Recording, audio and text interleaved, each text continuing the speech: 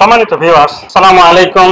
আশা করি সকলে ভালো আছেন। ভিডিওটির বিষয়বস্তু হচ্ছে শেষ যুগে অর্থাৎ পৃথিবীর শেষ যুগে মহান আল্লাহ রাব্বুল আলামিন ইলম বা জ্ঞানকে কিভাবে উঠিয়ে নেবেন এই বিষয়ে আমরা একটি সহিহ হাদিস নিয়ে আলোচনা করব।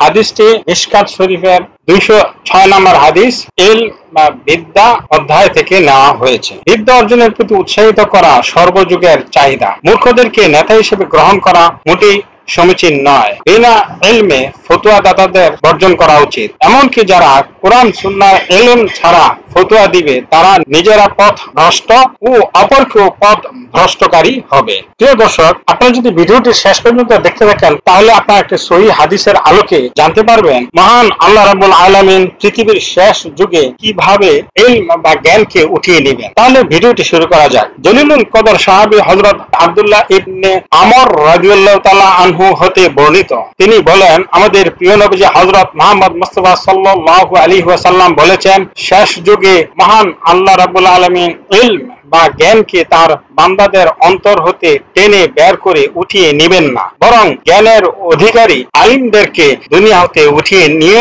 যাবার মাধ্যমে ইলম বা জ্ঞানকে উঠিয়ে নেবেন। তারপর দুনিয়ায় যখন কোনো আলিম অবশিষ্ট থাকবে না, তখন লোকজন অজ্ঞ মূর্খ লোকদেরকে নেতারূপে গ্রহণ করবে। অতঃপর তাদের নিকট মাসাইল জিজ্ঞেস করা হবে। তখন তারা বিনা ইলমে ফতোয়া জারি করবে, ফলে নিজেরও পথ ভ্রষ্ট হবে, অন্যদেরকেও পথ ভ্রষ্ট করবে। দলিল hadisbd.com ওয়েবসাইট থেকে নেওয়া মিশকাত শরীফের 206 নম্বর হাদিস, ইলম বা বিদ্যা নামক অধ্যায় থেকে নেওয়া হয়েছে।